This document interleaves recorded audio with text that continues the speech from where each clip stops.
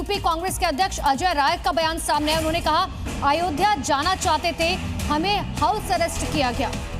उन्होंने कहा हमको रोका जा रहा है और अपने तमाम नेताओं के साथ वो अयोध्या में रामलला के दर्शन करने जा रहे थे, लेकिन अब वो कह रहे हैं कि हमें रोका जा रहा है। आज हम सब लोगों को भगवान श्री राम के दर्शन अयोध्या में करने थे। उसके लिए हम लोगों ने एक अपना प्रतिनिधि मंडल बनाया था, जो मेरे नेतृत्व में भगवान से चल के प्रार्थना करेगा, दर्शन करेगा और चल के जो ये चढ़ावा चोरी, जो चंदा चोरी, जो जमीन घोटाला, ये सब करके भगवान राम के इस पवित्र स्थान को जो बदनाम करने का काम आरएसएस और बीजेपी ने किया है, इसके लिए हम सब लोग भगवान से चल के प्रार्थना करते। हम लोगों को कल रात से ही हमारे साथियों को हमें हाउस अरेस्ट किया गया होटल में। दान घोटाले में बड़ी खबर आ रही है। एसआईटी जांच के बीच आरएमओ का तबादला किया गया। आरएमओ अर्जुन देव का तबादला गोरखपुर कर दिया गया है। आरएमओ पर सीसीटीवी की निगरानी का प्रभार था। जितने भी कैंपस में सीसीटीवी लगे हैं उन सब की जिम्मेदारी, उन सब के इंचार्ज आरएमओ अर्जुन देव थे। 17 साल से तैनात आरएमओ का तबादला किया गया। एसआईटी जांच में आरएमओ की भूमिका पर सवाल उठाए गए थे और जिसके बाद तबादला किया गया है आरएमओ का। गोरखपुर उन्हें तबादला दिया गया है। 17 साल से तैनात आरएमओ का तबादला हुआ।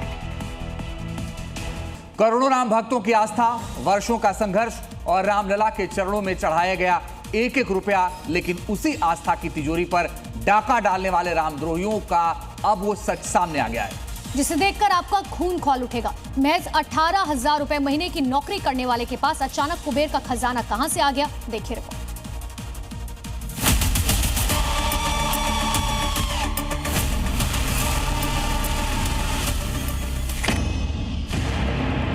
जिस राम मंदिर के लिए पीढ़ियां खप गईं, गोलियां खाई गईं, उस मंदिर से दान चुराने वाले आरोपियों के पाप की इमारत कितनी ऊंची है, इसकी गवाही दे रही है सोहावल तहसील के बनवीपुर गांव की तस्वीरें।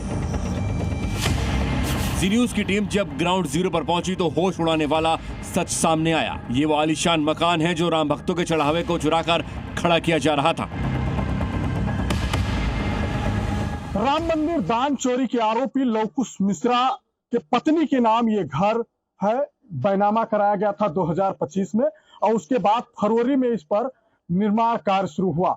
यह आप अंदाजा लगा सकते हैं कि 3 से 4 महीने में पूरा का पूरा मकान बनकर तैयार है।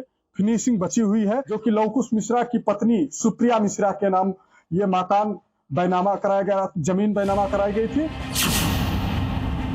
कागज खंगाले गए तो पता चला कि साल 2025 में इस बेशकीमती जमीन की रजिस्ट्री लवकुश मिश्रा ने अपनी पत्नी सुप्रिया मिश्रा के नाम कराई थी। इसके बाद फरवरी 2026 से मकान का काम इतनी बुलेट ट्रेन की रफ्तार से चला कि महज कुछ महीनों में आलीशान महल खड़ा हो गया।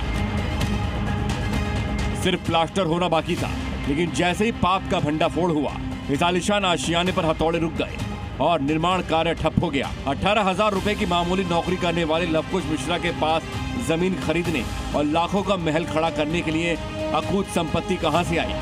सवाल खड़े हो रहे हैं कि क्या लवकुश ने राम मंदिर चढ़ावे चोरी के पैसे से ही आलीशान मकान का निर्माण करवाया था? लवकुश मिश्रा का मकान कब से निर्माण शुरू हुआ? फरवरी से काम चल रहा है। ये उनकी पत्नी नाम पे है, सुप्रिया मिश्रा। जो अभी दान चोरी के आरोप के बाद से जो है हम लोग खुद सदमे में है कि ये हम कैसे आते थे, रहते थे, लेकिन इससे रामलला की आस्था को तार-तार करने वाले ये सभी आरोपी इस वक्त सलाखों के पीछे हैं। जांच एजेंसियां अब लवकुश मिश्रा और उसके करीबियों की संपत्ति के एक एक स्रोत को खंगाल रही हैं। राम भक्तों की आंखों में धूल झोंक कर खड़ी की गई इस काली कमाई की इमारत पर अब कानून का बुलडोजर चलना तय माना जा रहा है। चढ़ावे की चोरी करने वाले जेल में तो हैं, लेकिन सवाल यही है कि रामलला के चरणों में चढ़ी आस्था के साथ खिलवाड़ करने वाले इन रामद्रोहियों को कानून क्या ऐसी सजा देगा जो आने वाली नस्लों के लिए नजीर बने। फिर रिपोर्ट जी मीडिया।